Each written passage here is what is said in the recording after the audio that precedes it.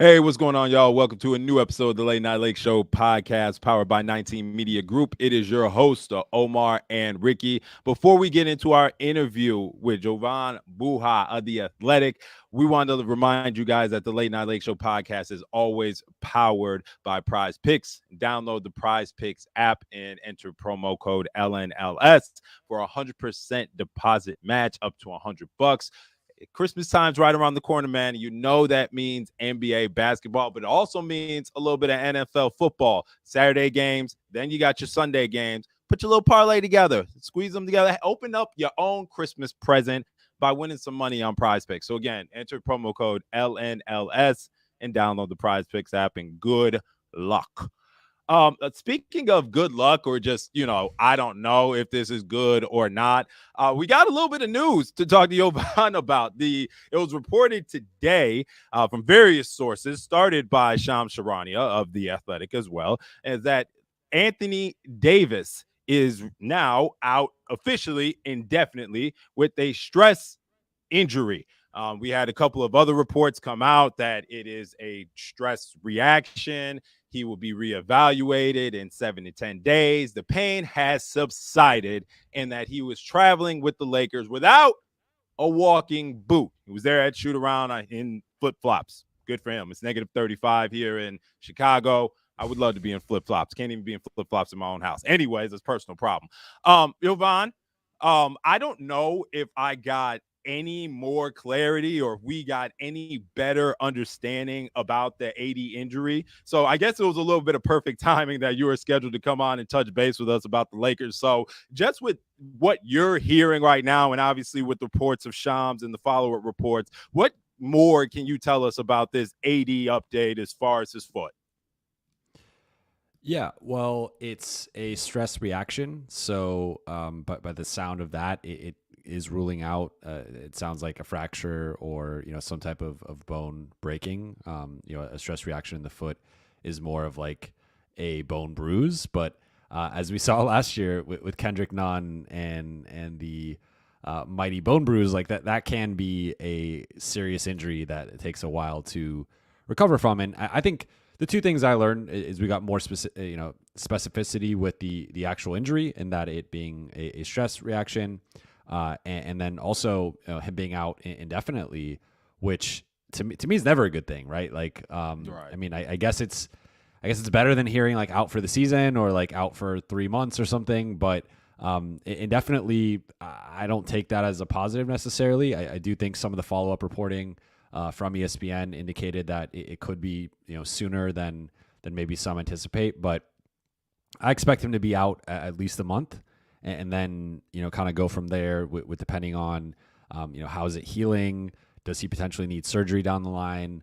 I think it's a little premature for that, but I think depending on the severity of it, and if we can get some more specifics on kind of the exact nature of the part of the foot that it has the stress reaction, and just kind of I guess how bad it actually is, then we'll have a clear idea of the timeline. So it was relatively vague, I will say, but I think the two things I look at are the stress reaction and the out indefinitely. So I think that kind of puts to rest the notion of AD playing anytime soon, with soon I guess being at least a few weeks.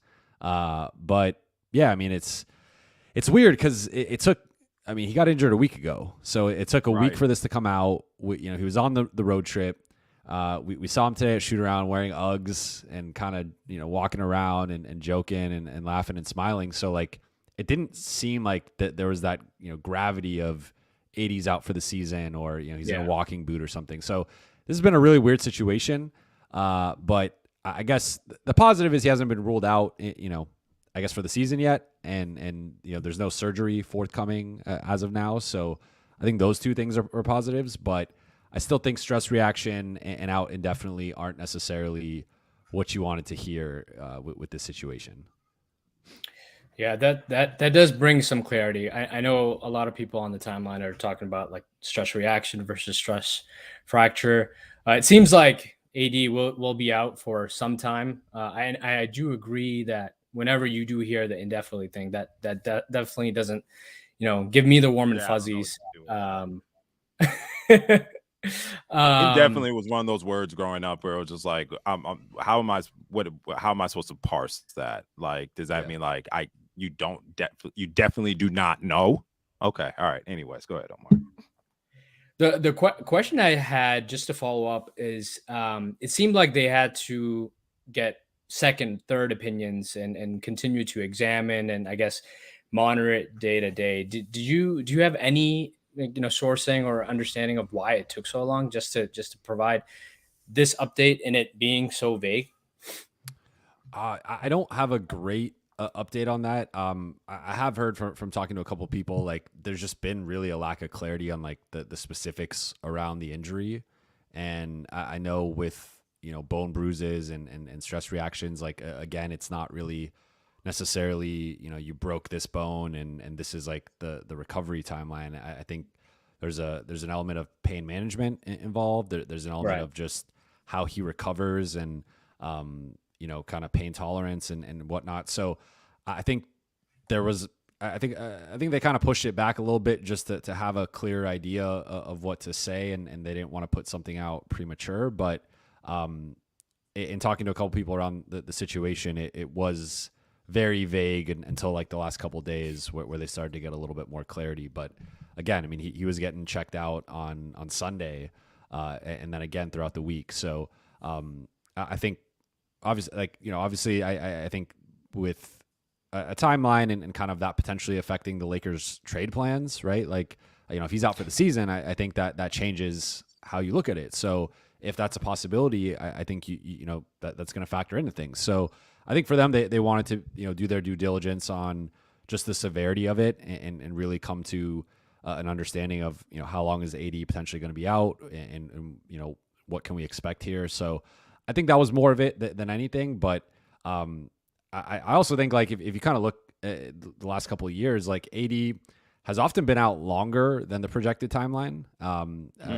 Like I think sometimes it's like 4 to 6 weeks, and then you see he's out 6 weeks or a little bit longer or whatnot. So I think for them, they really wanted to nail a more concrete timeline. Now, granted, out indefinitely is not a concrete timeline, but Right. I think updates will be coming within like the next week or two.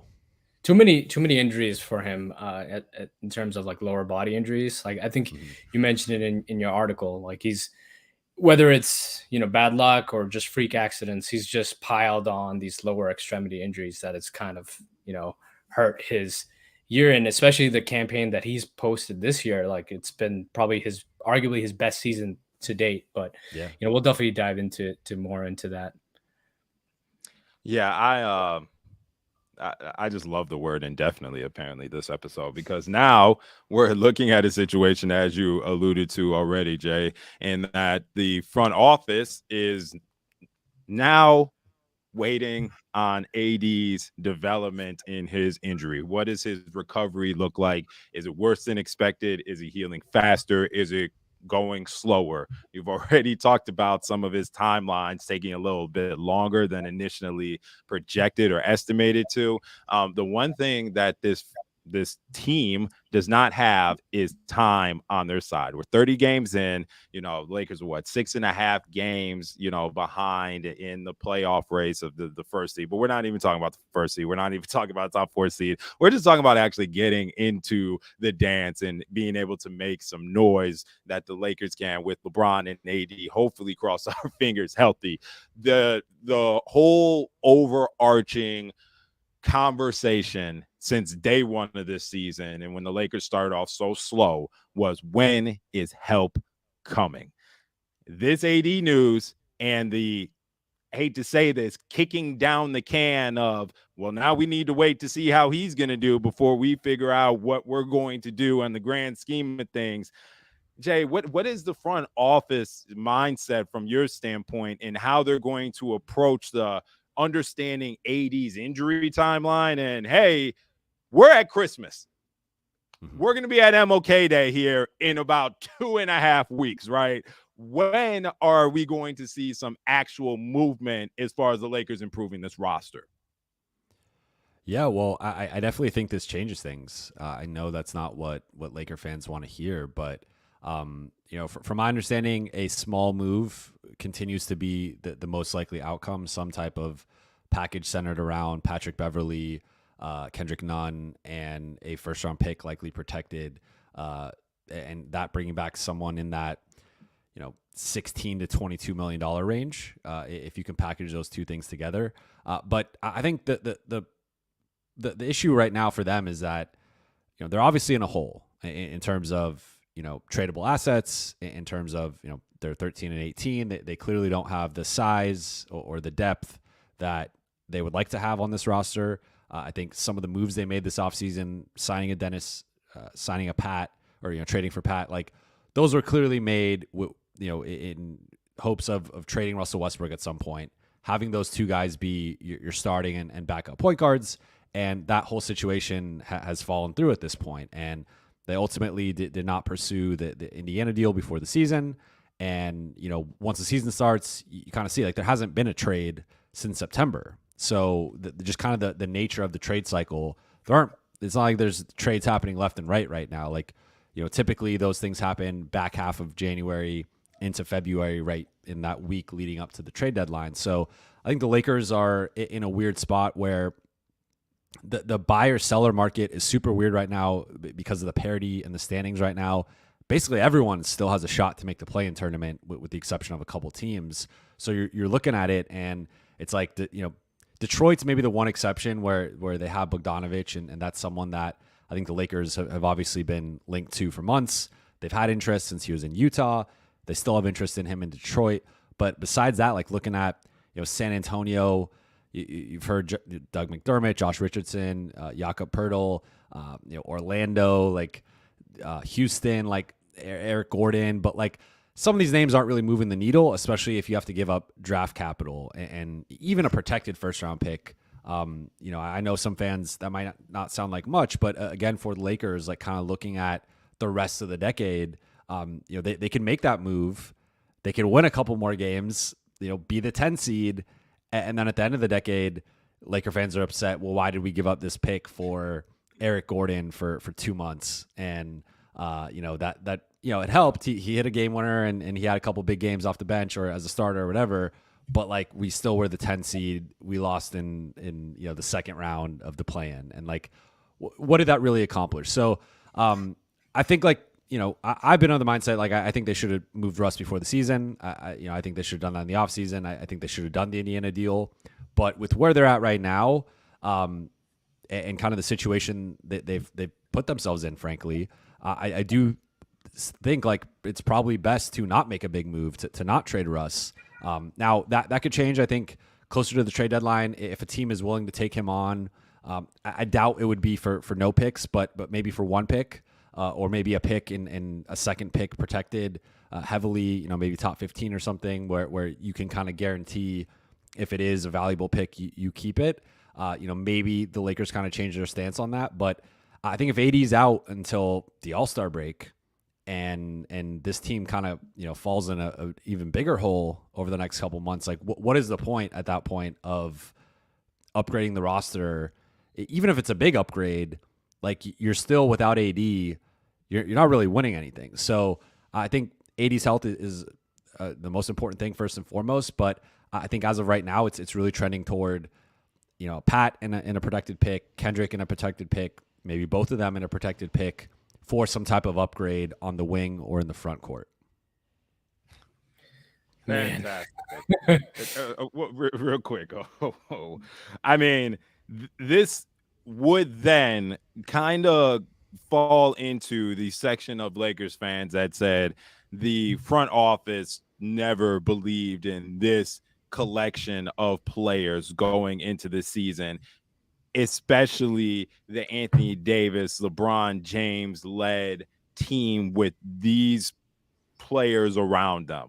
We have gotten updates, I think, bi-weekly, if not monthly, of the Lakers front office waiting until X date, until they feel confident in either making or not making a trade. And all along the way, the team has struggled. And even with a Herculean Anthony Davis all-world performance in LeBron James, year 20, going off the best year 20 performance we have seen on an NBA court. The team still sits there, 5 games under 500. Can the fan base, there are sections of the fan base that obviously think that the front office lost faith in this team heading into the season. Do you think right now that the front office does not believe that any big move that would jeopardize future draft capital, salary cap flexibility is no longer a possibility? Has the front office, simply put, Jovan, given up on this collection of Lakers players to compete for a title right now? I don't think so. That's not the sense I've gotten in talking to people within the front office. I still think they believe that LeBron and AD can be the championship, the core of a championship roster. I do think that once they decided not to trade Russ before the season, they kind of missed their window until closer to the trade deadline. And we did hear, first it was reported, and I know I reported that as well. Like Thanksgiving was kind of that decision time. They felt like the roster wasn't healthy enough, and they pushed that back to December 15th. It has continued to be pushed back. And I definitely think that has not done the roster any favors.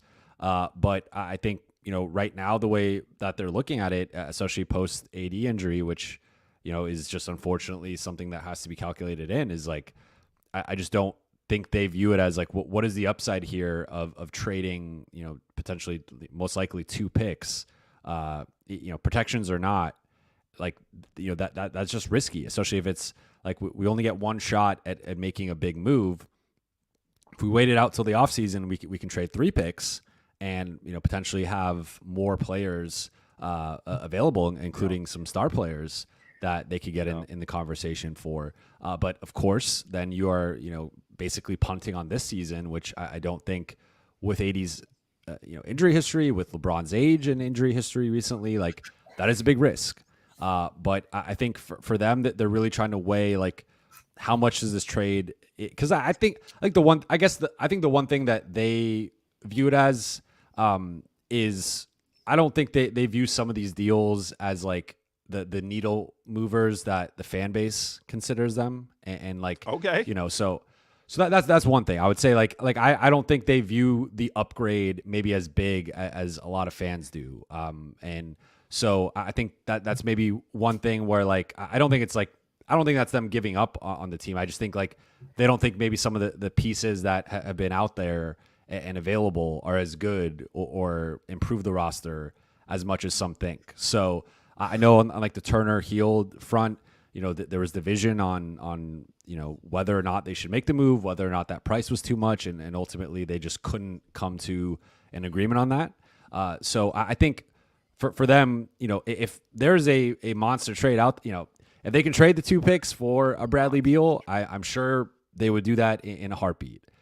If that trade isn't available, which as of now it's not, then I think for them it's really like, even if we upgrade like a front court starter, like how much is that really changing our team? And I would push back on that and say I think it would change the team enough where like right now they are getting by with one of the worst, I would say backup front courts in the league, easily. Yeah. But I'm just right now kind of communicating like their point of view, and I think for them, if they can get that 3rd star, they will do that.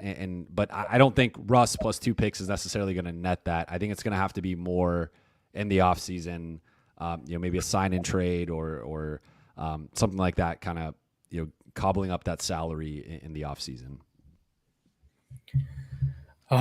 Okay, so so for now, I think it seems to be more likely like some of the names that you mentioned in your article with. So I think we can get into the Cam Reddish. So I know that may trigger you, Ricky, but Cam Reddish, the 3-and-D types of players. Let's get into those types of players that potentially could help provide us some shooting, some defense, because you posted a good stat, like the best 2-man lineups and the three-man lineups. It often, it's tied to anytime we're playing like a Wenyan Gabriel or players that provide more size, they can shoot, they can space the floor. I think those types of players, marginally they would be able to help the team. But I think overall, in the course of a game where we're not throwing out like 4 guard lineups, I think it will help us out like versatility wise. So let's talk about some names, right? So Cam Reddish, I think, has been tied to the Lakers ever since he was an Atlanta Hawk. He got to the Knicks, and he's still tied, and I don't know how much it is the clutch factor. I'm sure that plays a huge role. But what are the sources regarding Cam Reddish? Yeah, well, he's been on the Lakers list since the summer. Obviously, I mean, he's been attached to them for, I mean, really going back to even last season. Yeah. For a while. I think the complication there is the money's a little tricky, and I think the asking price from what I've heard for Cam is a little bit higher than the Lakers would want. And what the protected first round pick is that what you're hearing? I've heard something along those lines, and I've also heard them probably wanting to expand it into Evan Fournier being involved in the deal, and the Lakers not really being too enthusiastic about bringing Evan Fournier back and just the money that he's owed over the next couple of years. So I think it's definitely possible. I would say he's probably one of the more realistic names, one of the names closer to the top of their list. But I think right now it's kind of a dance of how much are they willing to give up, and are they willing to take back Fournier? How does that lower the pick protection in that case if they are taking back Fournier and that money? Yeah, so like I think right now that's a situation that would probably be closer to the deadline, but Cam is a name that has popped up, both with the Lakers and in talking to other people around the league who are aware of kind of some of the conversations the Lakers are having.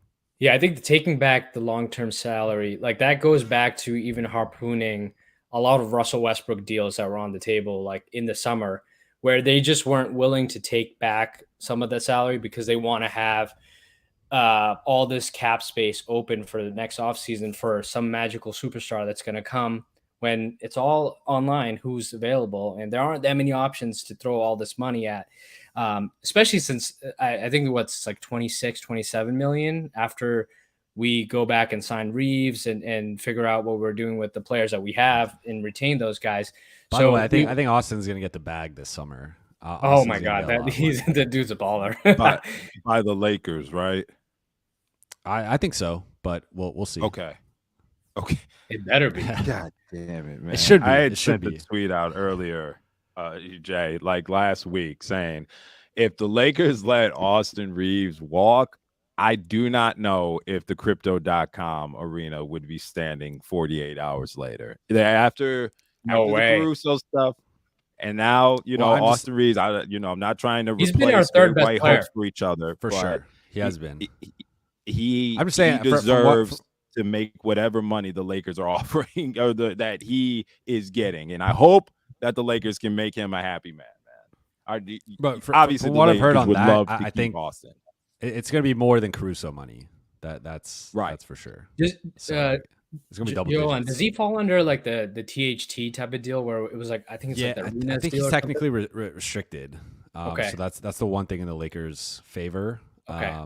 But it is a similar thing with THT where they're gonna have to pay him after a couple of years, and I think, and they did the same thing with Max. I think one thing for them kind of moving forward is probably signing these second round guys to like they're finding gems in the second round, and they're up after 2 years. That's the other thing too that's underrated in all of this, right? Is like we're so quick to giving up these picks, but their scouting department is probably one of the best in the leagues. Yeah, for sure. And those first round picks are, very valuable as it pertains to the future of the team. But, it's tough. Even the seconds, but you're signing them to short-term deals, and then they get to walk because you're not signing. You're not holding the years of servitude over their head, like not over their heads, but it's just it's being cheap in being cheap in the immediate will always cost you in the long run. And the Lakers are Always, seeing yeah. this over and over again. They might see it again with Max Christie. They might. We'll see. He's looked Max good, is now man. starting to get a decent amount of minutes, Jay. Yeah. All right. Let me ask you about a couple big dogs. Because, you know, with the Sears Tower in my backyard right now, the temperature in Chicago is more cold than the wind chill at the United Center.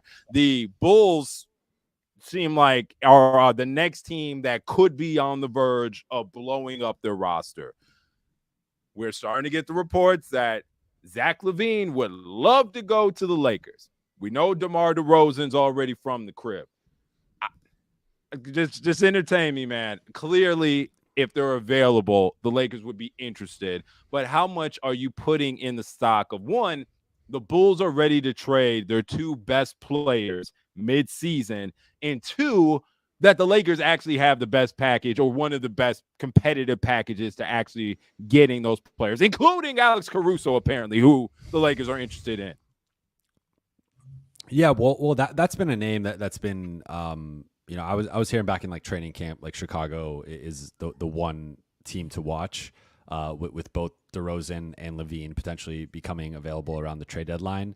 Obviously for them, you know, they're a team that kind of wanted to contend and was a number one seed in the East for a good portion of last season. I think people kind of forget the start that Chicago had last year. I never fully bought into them really as a true contender, but and then you look right now, like, you know, they're in the play-in mix, but I mean, they're clearly behind Boston, Milwaukee, Cleveland, Philly, Brooklyn, like, you know, Atlanta. So like, even in kind of their most optimistic scenario, they're probably like 7th or 8th best team in the East. And like, you know, that's just not, you know, contending level. And I don't think that they have those top tier guys that really can go toe to toe with a Giannis, with a Tatum, with an Embiid in a 7-game series. So I think for them, it's really just, are they willing to rebuild 18 months, you know, 20 months after kind of going all in on the now and, you know, making the Vucevic trade, making the DeRozan trade, you know, Lonzo, Alex Caruso, like all these guys that they brought in,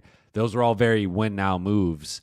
And it worked for a little bit last season, but ultimately, you know, I think we would put them as like a B or C tier team in the East. And so for them, it's going to come down to just like, you know, I know, you know, Chicago basketball, I mean, you can speak to it better, Ricky, than I can, but I did a recent interview with Troy Brown, and he was talking about just how it felt like, you know, basketball was back last year in Chicago, and how much the fan base loved it, you know, the media attention and like all this different stuff. And so I think, you know, for Chicago, like it's a little bit trickier, I think, sometimes for the big market teams. Like you kind of see the opposite in New York, where they're just desperate to be relevant, and you know, New York would love to be an annual 6 seed. Like, you know, obviously they'd love to win a championship, but like New York has been bad for so long, you know, for so much of the last 20 years that like they just want to be relevant and you know, kind of matter. And that's where I think Chicago is right now, where they are one of those teams that matters, but like they're not a true contender. So I think for them, it's really coming, you know, it's a, you know, what do we want to be? Do we just want to be a 6, 7, 8 seed that makes the playoffs every year and or for the next few years and puts butts in seats and has some relevance, but like isn't a true contender? Or do we want to tear this down, get some draft equity, maybe get a young player back or something, and kind of, you know, rebuild this? So I think for Chicago, it's tricky, and then you also have the DeRozan LaVine kind of, you know, beef and kind of that stuff that's been reported over the last couple of weeks. So I think, you know, with Chicago, it's going to be similar to where like they're going to try to attach Vucevic and get off that money in any big trade. But I do, from what I've been told, you know, DeRozan DeRozan or LaVine would, you know, rise to that level of the Lakers having interest with both of their picks. So as of now, that's not obviously something that's on the table. But if one of those two guys becomes available, from what I've been told, the Lakers will definitely be interested in something like Russ and a couple of picks for one of those two guys. So I think that's something to definitely keep an eye on if those two guys become available. Now, is that the best you can do? I don't know. I mean, it depends who wants to throw their hat in the ring. I haven't really heard much on that. Obviously, you know, there are teams with more movable picks that can offer more than the Lakers. It's just a matter of, DeRozan is in early 30s. Like Zach LaVine has a injury history with his knees. Like there are some risks there, and they're both making a lot of money. So I think there'll definitely be teams interested, but I'm sure, and both guys, LaVine, West Coast guy from Seattle, played at UCLA. DeRozan, obviously from LA, played at USC. Like they both have LA ties, and I think it would make sense for either of them to be in LA. And I like them way more as a third option on this team, and kind of with what the Lakers need. So, I mean, does it, again, it would be kind of funny because it doesn't satisfy the front court needs, but definitely from a talent perspective, upgrades the roster and just a much better third piece, I think, than Russ. Yeah, DeMar DeRozan or LaVine or both, that would definitely be exciting to watch next to LeBron and AD. They would at this point they haven't played with that much talent, and I think it's gonna be no, I didn't mean both. I meant one or the other, right? Yeah, okay. Yeah. Yeah, that would be really hard to get both. But yeah, one or the other for sure as a third option. I think that would significantly help at least I don't know how the ceiling looks because of the front court concerns, but for sure the floor of the team, and I think that's what why fans, especially us too, like when we talk about the team and making moves, like I think at this point, where we're at with LeBron and AD, we're expecting them to miss games. They're not Iron Man at this point, right? So like having that type of player with that much talent that can put up like 25 points on a very efficient note, I think that helps us go through the rigor of the regular season games, and we can afford those lows. And it kind of reminds me of other teams that have that balance, right? Like the Clippers, like Kawhi and Paul George have barely played this season. And I know you used to cover the Clippers, but like they've been able to just get by. They have a over 500 record. But enough about the Clippers. We're talking about the Lakers. So yeah, please. Yeah, we're done. So we talked about Cam Reddish. We talked about the Bulls. Something that came up today, I think the Pacers are still open to moving Miles Turner. They're having contract extension talks, negotiations. We think I'm open to Taraji P. Henson being the co-host of the Late Night Lake Show podcast. It seems like no matter how much I say it, it won't happen. But hey, that's crazy. Miles Turner, I could have he's on his own. He's on his own press tour talking about how he should be on teams, specifically the Lakers. Like, yeah, go ahead. I'm a little. My tank is empty on the Indiana stuff these days. But yes. Sorry, Omar, for cutting you off. Jovan, what is the update on Indiana actually moving the frog of the ball, Miles Turner? I think the ship has sailed. I don't think you can fully rule it out, but I think at this point, there's just been so much with this whole situation and the back and forth, and obviously I've reported on the Lakers side of things, but there's been reports on the Pacers side of things, and like I just think I don't want to say there's like bad blood, but I feel like just so much has come out on both sides that it feels like it's almost just one of those. There's always that like one trade every season where it feels like it almost makes too much sense that it should happen, and there's so much reporting on it, and then it ends up just not happening. So I wouldn't rule it out entirely. I think, of course, like the Lakers have had interest in Miles Turner really for 2 years now, going back a couple trade deadlines, and they had interest in him over the summer. They had interest in him going into the season, but really it's come down to the price of those two picks. And I've heard different things on Indiana just wanting two picks just for Miles Turner, and that's not even having to do with, because Lakers could do technically Pat, Kendrick, and two picks for Miles Turner or for Buddy Hield. Like that the money would work in that, and you could still keep Russ and just add one of those guys basically and upgrade either in the shooting spot or at center, kind of four next to AD.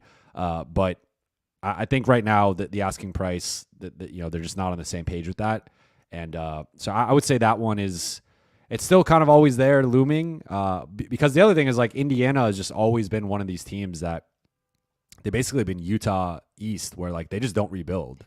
And I Right, think, yeah. They're winning. That's the annoying and they're thing. winning. They've been winning, and like The annoying thing. obviously, if it's kind of getting to the point where it's like if you want to start tanking for Wemby, you got to start doing it sooner than later.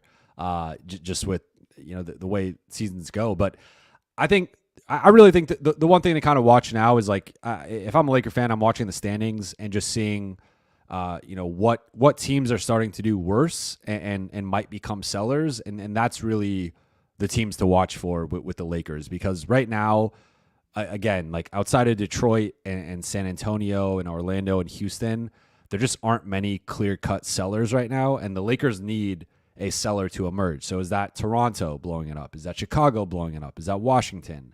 Is that Utah? What team is going to underachieve relative to expectations and start making some of their veterans available?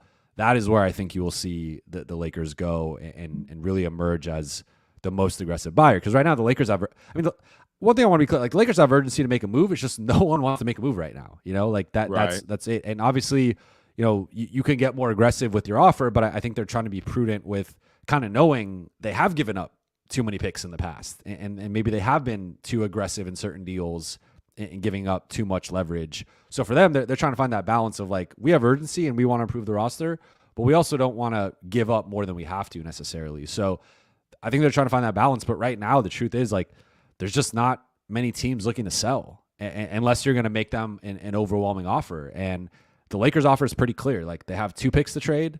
They have Kendrick, They have Pat, they have Russ. And like outside of that's kind of it. So, and then some second round picks that, they got a lot of second round picks to trade. But other than that, like you kind of know what the Lakers have, where other teams have a lot more to trade, where they, you can get creative. You can kind of, have discussions on that. So I think with the Lakers, it's pretty straightforward. It's just going to come down to what teams are sellers and, what players from those teams are available. And, do the Lakers believe those players will upgrade the roster enough to be worth what's almost certainly going to have to be at least 1 pick in any deal, including Russ, Kendrick, and Pat?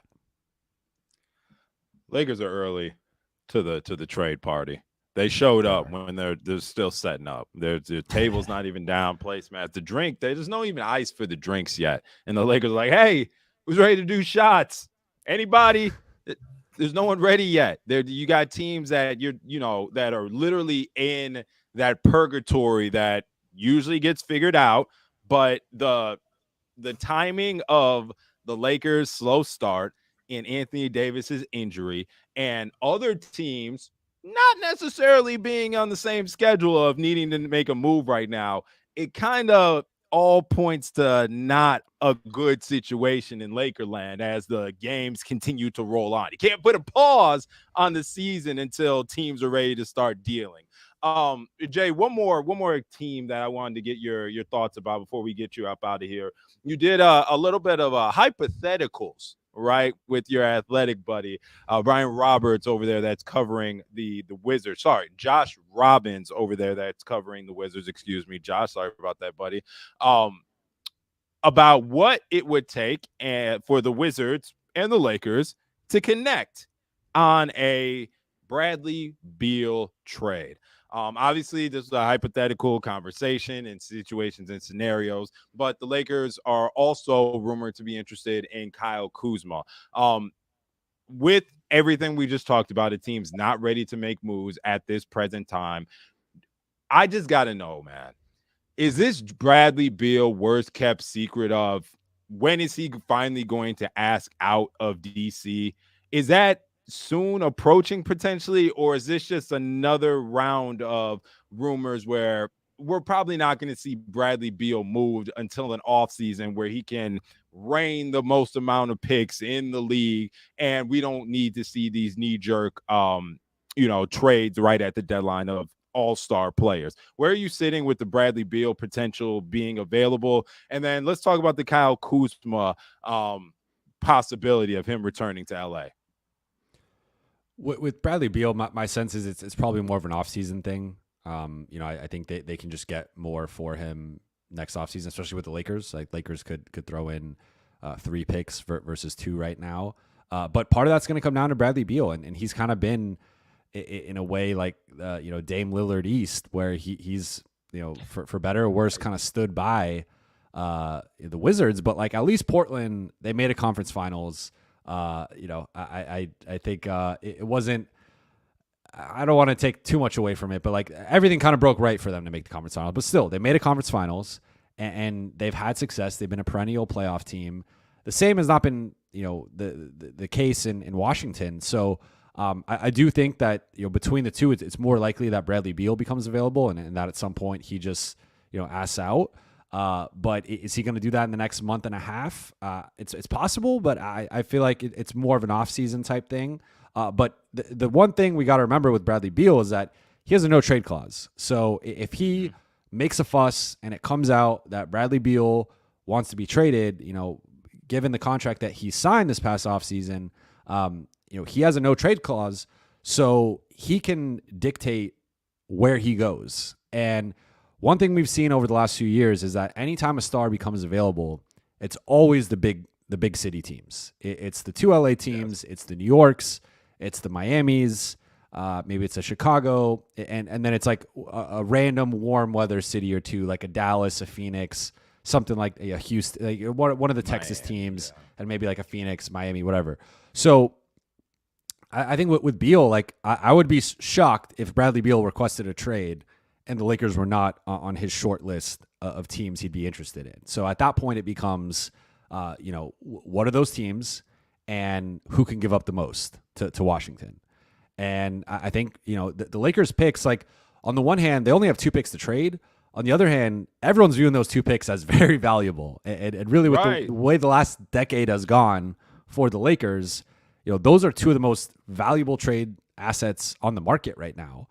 So I think if Bradley Beal were to request a trade in the next month, I think the Lakers would be at the front of the pack in terms of, franchises that could offer a competitive. I mean, it would have to be Russ and 2 picks. Maybe they have to throw in a young guy.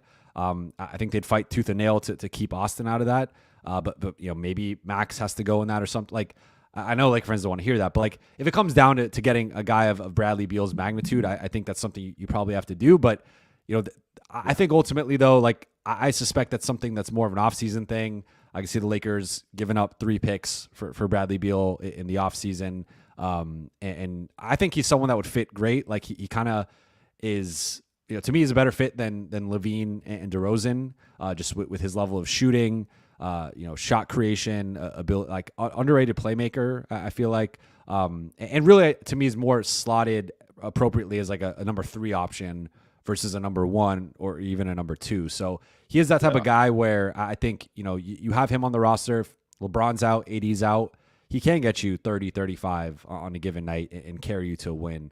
But if those guys are there, then I think he's, more than qualified to be a 3rd option. So I think Bradley Beal is someone that's relatively realistic in terms of like a star becoming available. Like if I had to pick a star that's likely going to become available and would be an option for the Lakers, I would pick Bradley. But I still think it's probably too premature for that to happen within the next month and a half. I mean, the Wizards have been losing so many games though that like I guess if the season continues to go off the rails, like maybe it gets to that point where he's just like, we're out of the play-in mix. Like for Wemby.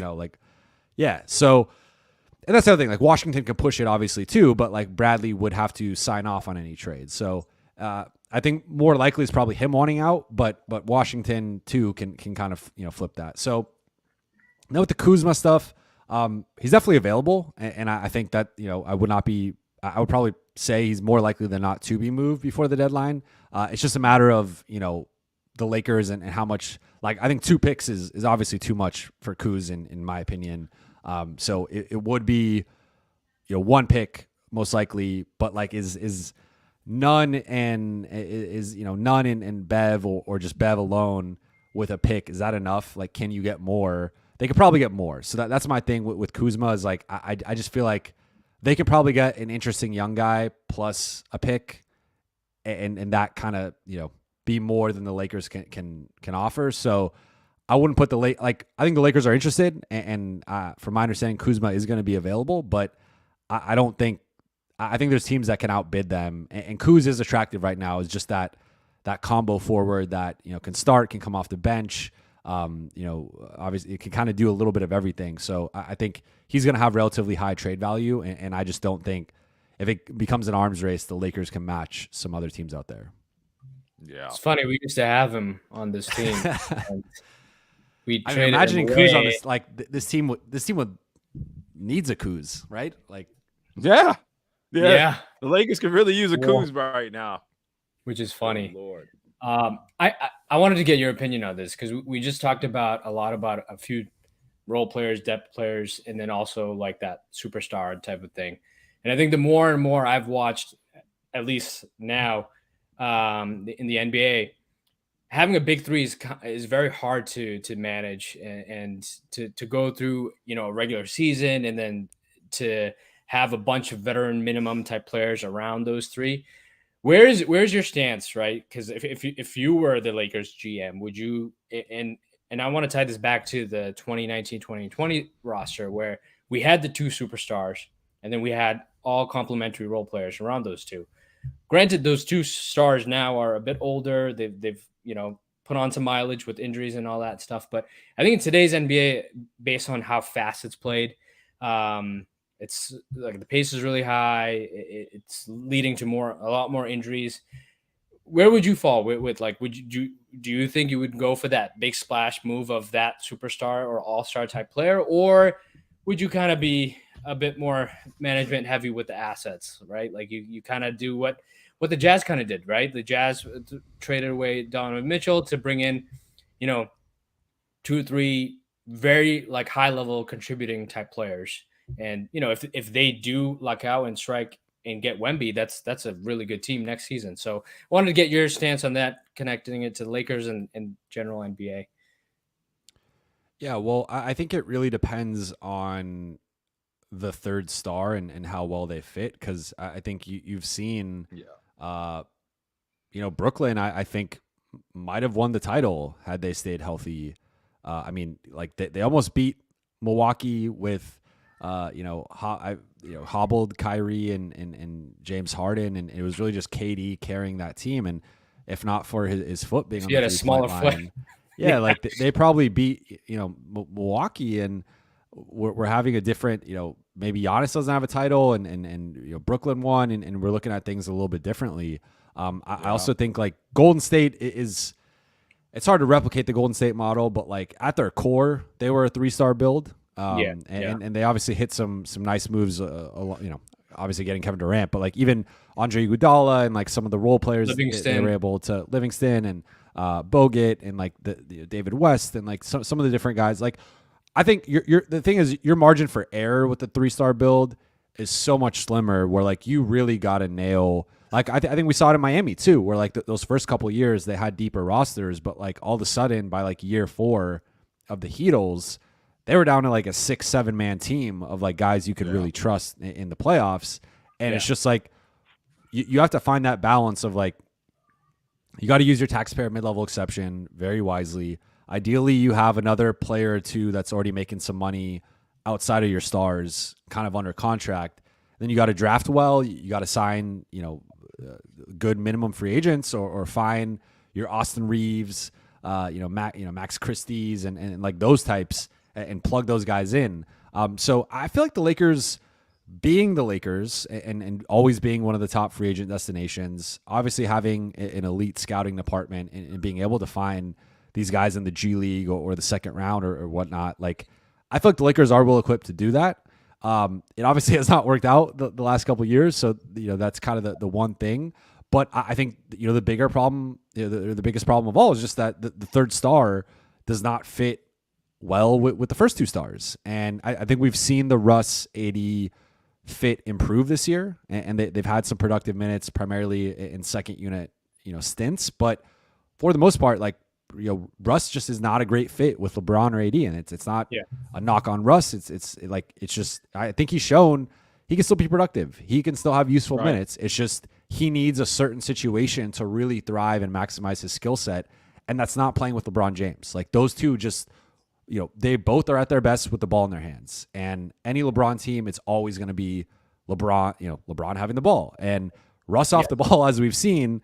that's where you have these 7-foot centers guarding him and not really guarding him, and they're playing free safety and they're roaming and stuff. So I think for the Lakers, the miscalculation they made was building with the wrong third star, and I think you've seen really everything stems back from that. Like I think put Kuzma, Caruso, and KCP on this team the last couple of years, and I think that a lot of the problems would be solved just with having those guys on this roster alone. Like forget the pick that they lost, like forget everything else. Like just having those types of guys around LeBron and AD.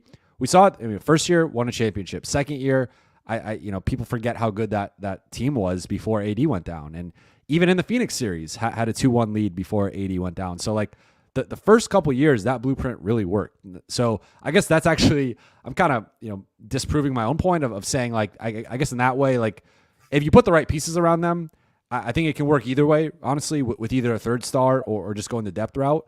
But I think if you do the 3-star build, you got to have the right third star, and you really got to nail all the other kind of moves, because you're so limited in the pieces you can put around them that you can't waste the roster spot on a Kendrick Nunn or a Patrick Beverly, and a Damian Jones, like some of these guys just haven't hit, and I think for the most part, like they've done, like last year, what was not good. I mean, half that roster is out of the league, but aside from last year, like even Montrezl Harrell, like Wes Matthews, like those guys, I think had maybe underachieved in LA a little bit, but like I think it was the right kind of idea was sense. there. Yeah. The idea was there. So I think like the idea has generally been in the right place, but when it's come down to the execution with some of these moves, especially I think Kendrick and Pat have been two costly moves where like Kendrick didn't play last year and then has obviously been probably their worst rotation player this year, and then Pat has really struggled as a starter, and that's why those two guys are probably going to be traded by the trade deadline. So but look, they're going to probably have to attach a first round pick to get off those two. So it's I think the Lakers can do it, but moving forward, I think they have to be, if they are doing the 3-star build, they really got to nail that third star and make sure it's someone that complements LeBron and AD, not just someone who's a star and it's like we're adding this guy to make a big three. 100%. It was questionable when it happened, when the Lakers pretty much unloaded their supporting cast to acquire Russ, and like you just said, if it's the wrong decision, it hurts in two folds. The fit doesn't fit. It costs them the money that much, but also you've now depleted your supporting cast, in which now the Lakers are rumored to be interested in Alex Caruso and Kyle Kuzma. How funny how things change, things stay the same. Jovan, thank you so much for taking the time to chopping it up with us on Late Night Lake Show podcast right before the holidays, my brother. I can't get you out of here before knowing, what is your all-time Christmas movie? Oh, yeah, on the spot with it. I mean, this might be a controversial one, but I'll say Die Hard. I know some people don't consider it a Christmas movie, but I do. Okay, I've heard it. Omar, have you seen Die Hard, man? I have. Yeah, I love that movie. Okay, I haven't seen it in a while though. I gotta definitely pick it up again because I don't remember too much. Do you put it in rotation, Jay? Is like during the holiday season, do you purposely play it? Yeah. Okay, then it's a Christmas movie. I think it's a Christmas movie. Yeah. Some people don't though. I'll have to watch it, man. I've been saying this for years. Every episode, every Christmas that comes up, Ricky and I doesn't ask watch someone movies. brings up Die Hard, I have to see it. I'll watch it. I'll watch it tonight, and then append a review. But I appreciate you, man, for chopping it up with us, brother. Enjoy the holiday season. Have a fantastic New Year. Appreciate everything that you do, providing that good content for Lakers Nation. Always. And yeah, man, we'll talk to you in the new year, Jay. So thank you again for hopping Thank you out so with much. us, brother. Thank you, guys. All right. That'll do it for this episode of the Late Night Lake Show podcast. Once again, if you're not already, subscribe on YouTube, subscribe wherever you get your Lakers content and podcast platform. Make sure you're following us on our website, latenightLakeshow.com. If you want some merch that we collaborated with Golden Knight, go ahead and hit up lnlsshop.com. But again, just like how we told Jovan, We hope y'all have a very safe and healthy holiday season. Have a great New Year's. Make 2023 the best year of your life. Make all the money. Have all the fun. Just be safe out here, man. It's a crazy world, but you have an amazing, amazing year. We're going to close up shop for Late Night Lake Show. I'm going to head down to Florida, get up out this cold. And yeah, we'll see you guys in 2023. So for Omar and Ricky, we out. Peace. All right, man.